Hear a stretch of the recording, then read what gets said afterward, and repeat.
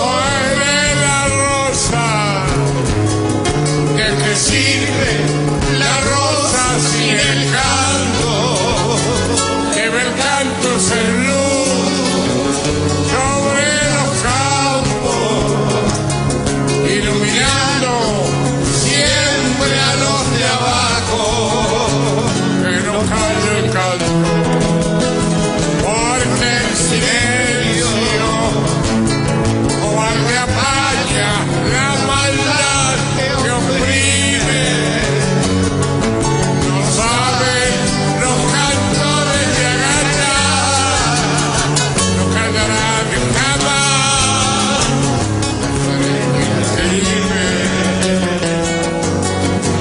que se levanten todas las banderas.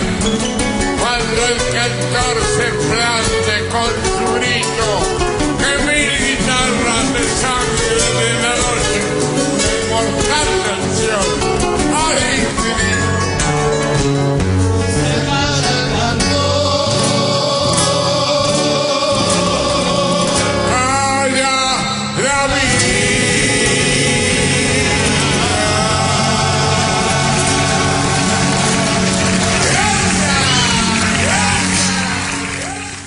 Buenas tengan todas y todos, me llamo Luis Hernando Montes, soy un seguidor del camino y este es mi testimonio de fe en el Dios de la vida. La Iglesia Católica Apostólica de Roma recuerda todos los 22 de noviembre a la hermana Cecilia, que muchos músicos, cantores, poetas, invidentes la nombran su patrona, aunque en las confesiones religiosas sus cantos preferidos son la música sacra. Es indudable que la música profana tiene muchísima más audiencia. Los cantos de amor, las religiones lo ven como un sonido pagano o algo pecaminoso. ¿Se imagina uno las dificultades que tuvo el Cantar de los Cantares para que fuera aceptado en el libro de los libros? Me imagino que fueron innumerables. En el Cantar se entonan una serie de poemas, se le canta al amor mutuo de una pareja de amantes que se juntan y se pierden, se buscan, se encuentran. Han tenido muchas interpretaciones. Las más recientes, el origen del cantar en el culto de Istar y de Tamuz, y en los ritos del matrimonio divino que se supone realizaba el rey en representación del dios de la tribu. Un ritual tomado de los cananeos que habitaban en una parte de Palestina. Se habría practicado antiguamente en el culto de Yahvé, y el cantar sería el libro de esa liturgia. La interpretación alegórica es mucho más antigua. Llegó a ser común entre los hebreos a partir del siglo II de nuestra era. Y leyendo las historias del Antiguo Testamento, y realmente son muy similares a las historias de amor que tenemos con nuestras mujeres, unas veces tormentosas, otras hasta volcánicas, locas, otras muy bonitas. Sabemos que son un bien necesario para vivir, aunque a veces paguen mal. Eso es indudable. El amor de Dios por su pueblo y este por su Dios son representados como las relaciones entre dos esposos, y es el mismo tema del matrimonio que los profetas desarrollan desde el profeta Oseas. Hay que ver que son un poco conflictivas y las palabras amorosas y las pruebas de amor son muy escasas, querellas que cualquier abogado estilo Job estaría envidioso por asumir. Leyendo estas historias y escuchando la música, no logra uno comprender por qué algunos sectores de la Iglesia Católica tienen aversión a las mujeres. Misóginos se les dice, encuentran como pecado aún las relaciones amorosas, olvidándose de la mujer que los parió, decía una amiga indígena. Se niegan a abolir el celibato obligatorio y a asumir una obligación como el matrimonio para que tengan hermosas hijas e hijos cristianos. Se niegan a devolverle el sacerdocio a la mujer. Afortunadamente ya lo han hecho otras comunidades seguidoras de Jesús. Además, han incluido a sus mujeres con los mismos derechos de los hombres. Tenemos que reivindicar el amor de José y María, que es una bendición para toda la humanidad, defender su justo derecho histórico a tener una familia más numerosa. A través del tiempo, el espíritu de la música nos ha acompañado y, como decía Facundo Cabral, que cuando un hombre reza, Dios lo respeta. Y si canta, Dios lo ama. Y si vemos bien, la música nos acompaña en nuestras tristezas o alegrías, en las victorias o derrotas, en las luchas, en los amores o desamores, en los cantos de guerra y paz, cantos de auxilio, sonidos de alerta en varias partes del mundo. Ha sido parte fundamental de nuestra cultura. Por ejemplo, el sonido del cuerno de campesinos del Medio Oriente pertenecientes a diferentes tribus hebreas o palestinas se parece a los sonidos emitidos por los cuernos de los campesinos de Villarrica, Tolima. Esto haciendo historia en el año 1953, contado por viejos por ahí amigos, hasta 1955, cuando los llamados chulavitas, grupos paramilitares formados por los ricos del país, llegaban a asesinarlos. Ellos con el cuerno daban la señal de que estaban en peligro sus vidas y las familias salían de sus fincas, salía la mayoría de la comunidad y lograban repeler el ataque de 30 o 40 paramilitares. Estas acciones bendecidas por Monseñor Miguel Ángel Willes de la Iglesia Católica Apostólica de Roma, quienes aseguraban que matar comunistas, ateos y liberales no era pecado. Por cada muro un lamento, en Jerusalén, la dorada, y 1000 vidas malgastadas, por cada mandamiento. Yo soy polvo de tu viento, y aunque sangro de tu herida, y cada piedra querida, guarda mi amor más profundo. No hay una piedra en el mundo que valga lo que una vida. Yo soy un moro judío que vive con los cristianos. No sé qué Dios es el mío, ni cuáles son mis hermanos. No sé qué Dios es el mío, ni cuáles son mis hermanos.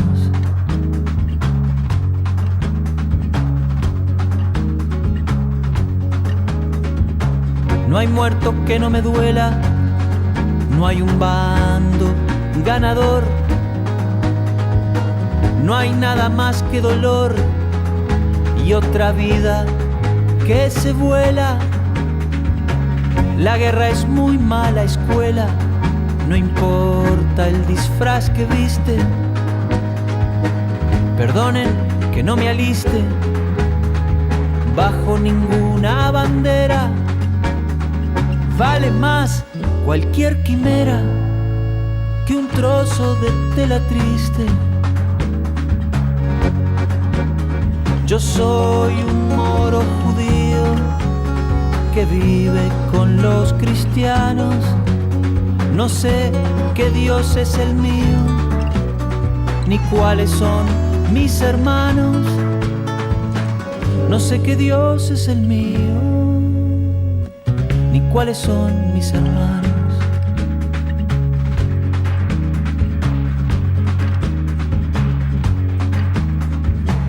Y a nadie le di permiso para matar en mi nombre. Un hombre no es más que un hombre, y si hay Dios, así lo quiso. El mismo suelo que piso seguirá, yo me habré ido, rumbo también del olvido. No hay doctrina que no vaya, y no hay pueblo que no se haya creído el pueblo elegido. Yo soy un moro judío que vive con los cristianos. No sé qué Dios es el mío, ni cuáles son mis hermanos. No sé qué Dios es el mío, ni cuáles son mis hermanos. Yo soy un moro judío que vive con los cristianos. Nuestras montañas han sido testigo de cientos de miles de asesinatos. Unas vieron el ensayo de las bombas de napalm antes que Estados Unidos las utilizara en Vietnam. Y es que las élites, las familias codiciosas que nos han gobernado en los últimos siglos han sido especialistas en la forma de hacer la guerra con todos los métodos para infligir muerte a nuestra gente, para oprimir y explotar al pueblo colombiano para enriquecerse cada día mucho más.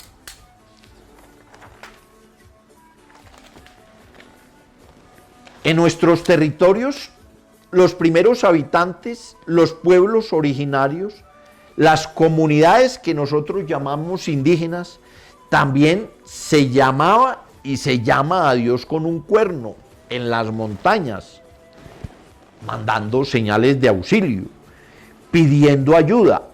Ahora el canto nuevo también puede servir para invocar, para clamar, para convocar al Dios Padre y Madre de los Espíritus, pidiendo ayuda por el hambre que están padeciendo nuestros pueblos, por la miseria, la esclavitud en que está sumida nuestra humanidad, por la destrucción de nuestra casa común, para que nos reunamos a ayudar a salvar la obra de sus manos. Recordemos que este año la Comisión de la Verdad nos dio su informe sobre sus hallazgos de lo que había pasado en Colombia sobre la guerra. Y dada la poca divulgación de dicho informe en los medios que nos han privado el derecho a la comunicación, y lo que es lamentable, en los medios de comunicación que ya son de nosotros, se corre el peligro de que olvidemos la gravedad de lo ocurrido. No hemos hecho aún una catarsis colectiva y podemos volver a repetir la historia. Es necesario que los autores intelectuales se presenten ante la Justicia Especial para la Paz, devuelvan su botín de guerra, reparen a las familias colombianas víctimas de su brutal codicia, y también falta por reparar a nuestra tierra, falta por reparar al Dios de la vida, que es amor, pero que también ama la justicia. Así podremos alcanzar el perdón, llegará la reconciliación. Esto nos ayudará a alcanzar la paz. La paz no es solo del gobierno del pacto. La paz le pertenece y es responsabilidad de todo el pueblo colombiano. En nuestra historia, en la memoria del cristianismo de nuestra América, recordamos el 16 de noviembre de 1989, hace ya 33 años, fueron asesinados 6 jesuitas y 2 mujeres trabajadoras, Celina y Elba Ramos, en San Salvador, la capital. En la Universidad Centroamericana José Simeón Cañas, por miembros del ejército por órdenes del alto mando y del Estado Mayor de la Fuerza Armada, con posible complicidad de Alfredo Cristiani, presidente de San Salvador. Las víctimas fueron profesores, teólogos, filósofos, psicólogos de la libertad, seguidores y servidores de Jesús. Trabajaban en la construcción de la paz para dicho país. Para nosotros, ellos son mártires de la nueva civilización, de la nueva sociedad, del posible reino de Dios aquí en la tierra. El lema de la Universidad Centroamericana es Universidad para el Cambio Social. Hago un paréntesis acá y pues denunciamos las alzas tan bárbaras que ha tenido la Universidad Javeriana. Y yo pues con el tiempo que tengo pues tenemos una historia. En 1965 llegamos a Bogotá, desplazados económicos, y me acuerdo de que nos llevaban al Parque Nacional. Era un inmenso y había ruedas de Chicago y había muchos juegos y todo eso. Ese era el parque de diversión de la familia bogotana. Todavía no existía tal vez el Parque Simón Bolívar. Entonces vemos cómo las edificaciones de la Universidad Javeriana le quitó esa diversión y se apoderó del Parque Nacional. Es una de las arbitrariedades que ha cometido la Universidad Javeriana. La Universidad Javeriana, que tiene la educación como un negocio, tiene que pagar impuestos. No es coherente el cogobernar el país. Me acuerdo que tal vez el rector Remolina y muchos rectores a través de la historia se ufanan de tener la mitad o de tener la mitad del gabinete de los gobiernos anteriores. Eran 6 o 8 ministros que tenían y era además una prueba de que cogobernaban el país.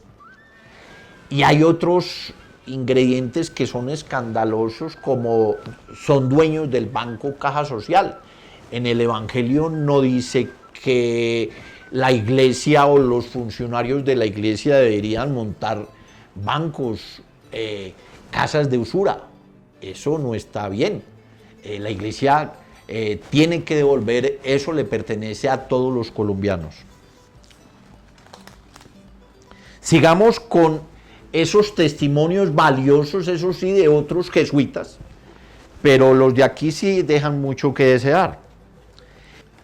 Entonces, retomando el dato de las propuestas del rector de la Universidad Centroamericana de Ignacio Ellacuría, filósofo, teólogo, decía: salvar la civilización enferma, superar la civilización del capital, revertir la historia, subvertirla y lanzarla en otra dirección, evitar un desenlace fatídico y fatal.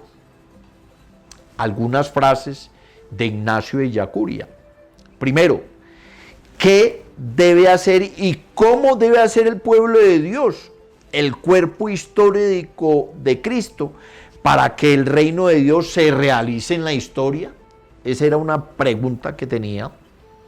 Segundo, el reino de Dios remite de por sí a la historia y a lo que ocurre en ella, pero todavía se insiste en que se necesita una realización en la historia.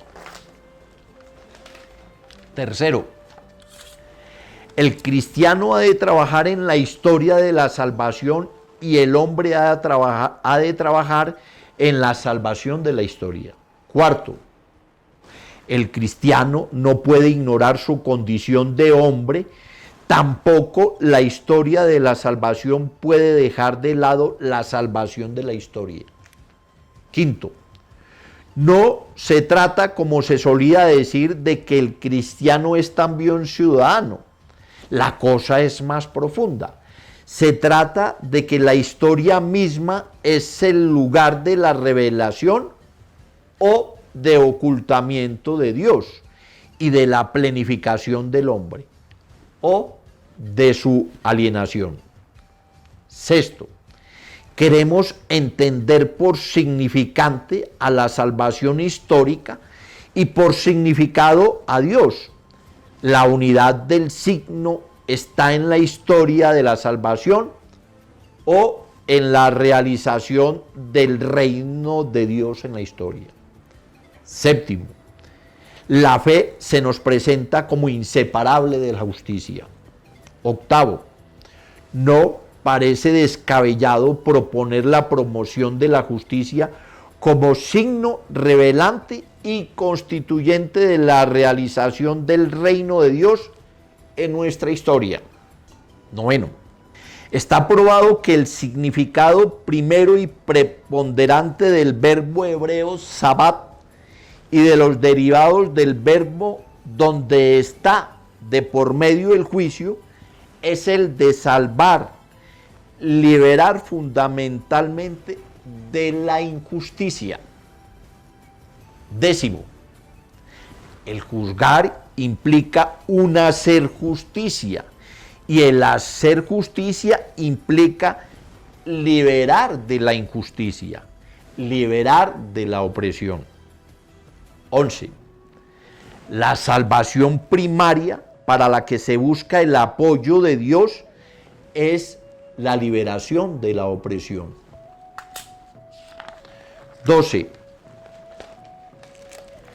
El siervo de Yahvé es el instrumento para llevar el juicio a las naciones. Para mí es como parte de la bendición de Abraham para todos los pueblos, para todas las especies, para toda la tierra. Es bendición para la vida misma. Pues según el Génesis capítulo 18, ese nos da como unas luces por ahí. Y no es para servir de asesor en seguridad nacional, ni sicario de ningún imperio de los ricos, ni para matar a sus hermanos palestinos. Lo canta hermosamente Isaías.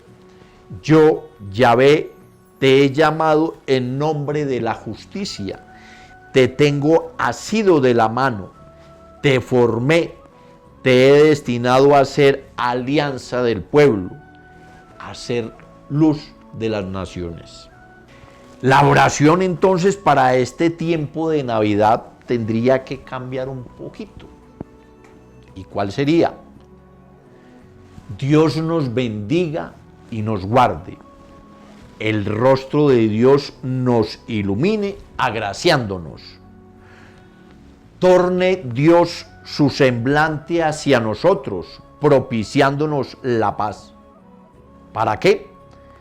Que todas y todos tengamos una vida alegre y feliz, una libertad para que la pongamos en práctica, para defenderla, una dignidad permanente en esta tierra hermosa, prometida, que nos la dio para vivir y para cuidarla. Muchas gracias. Somos seguidores de Yahvé.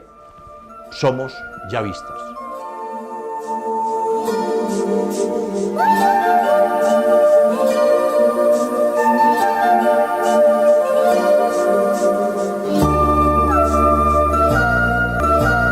La batalla de Villarrica y las columnas de marcha de 1953-1955.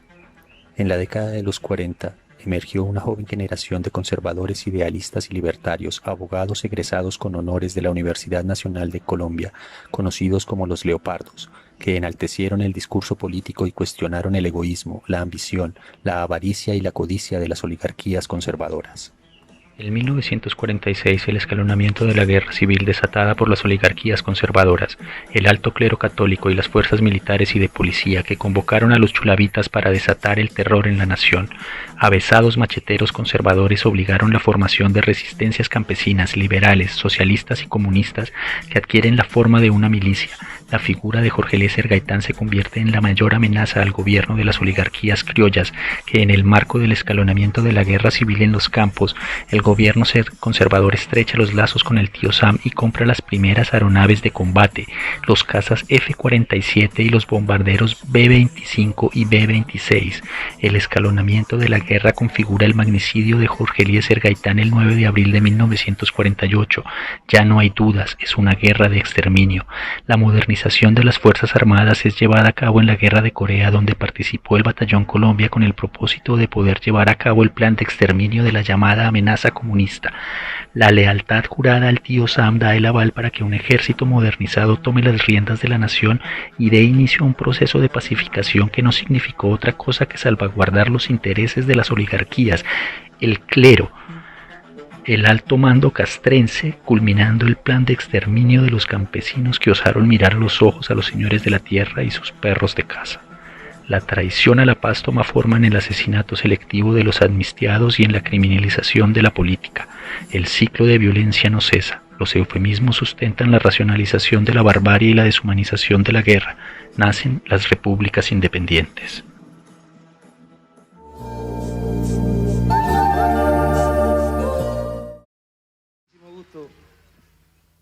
Quiero presentar a un hermano.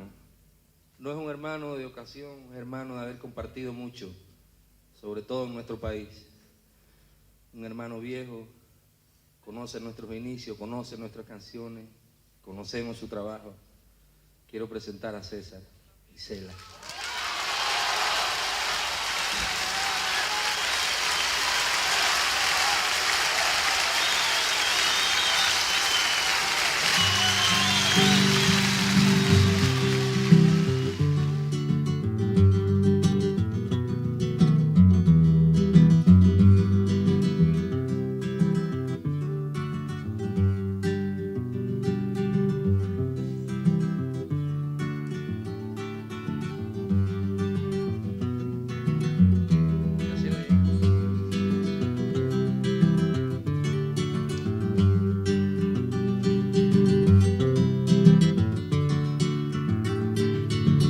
Pobre del cantor de nuestros días, que no arriesgue su cuerda por no arriesgar su vida.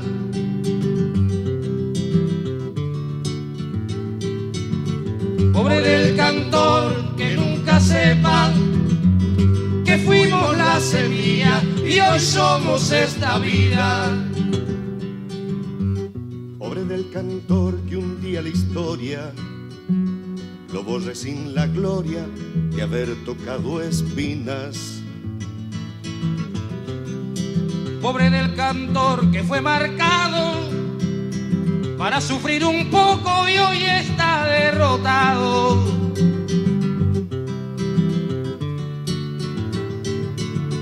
Pobre del cantor que a sus informes le borren hasta el nombre con copias asesinas.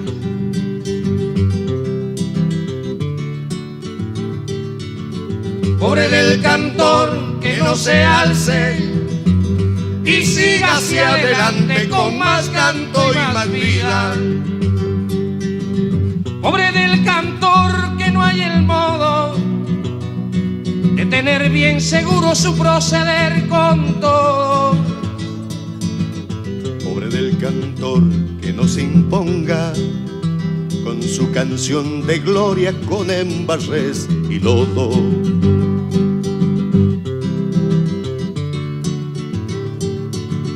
Pobre del cantor de nuestros días, que no arriesgue su cuerda por no arriesgar su vida.